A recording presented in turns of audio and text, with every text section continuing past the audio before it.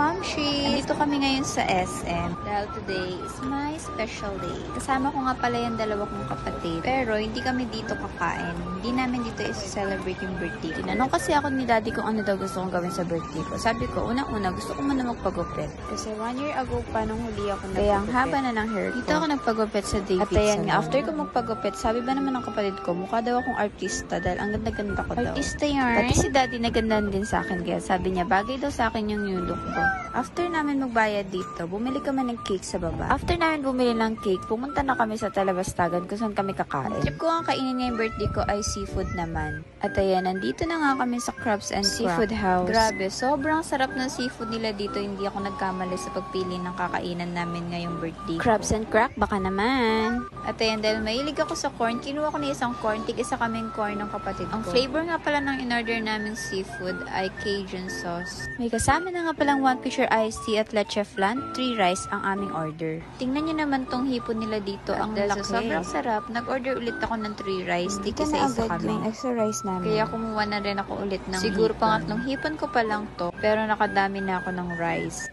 Pati yung iced tea nila dito, ang sarap-sarap din. Natawa ko sa kapatid ko kasi sabi niya, gusto niya pa daw bumalik ulit bukas dito.